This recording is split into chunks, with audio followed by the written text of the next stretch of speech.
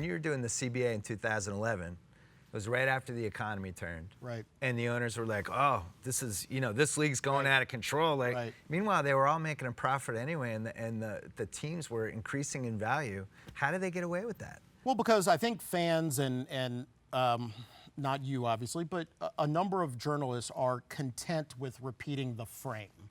And the frame is, it's a game. And the frame is, for people who want to watch the game, it's, well, I would play the game for much less than what these guys are playing, and they should be thankful for the opportunity. The only problem is you can't play the game at their level. Our guys play for 3.5 years, and the owners own the teams for decades.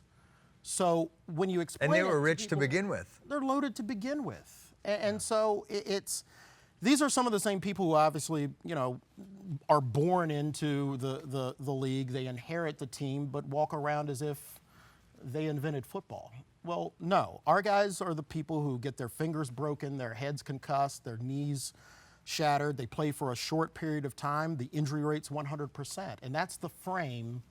What did you say? It was 1,800 players, and there's 4,500 injuries a year? Right. So it's like 2.5 injuries per player. If football is the sport where the players have the shortest careers and incur the most injuries, shouldn't that be the sport where the players have the largest share of revenue? Sure. Are you ever going to get an argument from me? Oh, absolutely. It should be the place where they have the largest shares of revenue. It should be the place where their contracts are fully guaranteed against injury. It should be the league that has the best post-career or longest term of health care. But the reality of this is all of those decisions are made in the prism of unions fighting against management. Well, let's talk about that, because in 2011, the revenue share that the players got, I think it used to be 53% in the 2006 CBA. And now the current deal, which started in 2011, it was 48%, now it's 47%. Right.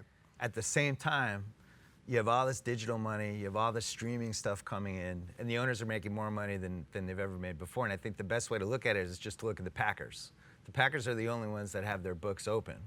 And the Packers, I think in 2010, they made about 10 million in revenue profit. Right. Last year, they made almost 50 million. Right. So is it fair to say that this wasn't a great deal? No, I think it was a great deal for the players. Really? Absolutely. Because you've taken a lot of crap for that. You know what? My job is to take a lot of crap. And I take it at home, I take it from everywhere else. What most fans don't know is for years, the players have invested in stadiums. So you look at Jets Giant Stadium, for example, hundreds of millions of dollars of player money went into that stadium. The problem with the 2006 deal was that the owners controlled how many shares went to them every year of revenue. So it was dropping 1% a year. So what we decided to do was to present a hard line that we will still contribute to these stadiums, but our overall share of revenue doesn't decline below 47 point something. Wait. What I don't understand is you're making it sound like you're relatively powerless in these negotiations. No. I don't understand why you can't go to the owners and say that this league, the players in this league deserve a greater share of revenues than other professional sports athletes. I mean, I would say like 55% seems fair. But what labor management paradigm in America gets deals done based upon the arguments that you make? None of them, right? I mean, you look at the workers' Verizon. They made, I'm sure, great arguments of why the workers should be entitled to more health care or more money. But what did they have to do? They had to go on strike. So our labor management paradigm is not predicated on how good of an argument that you make.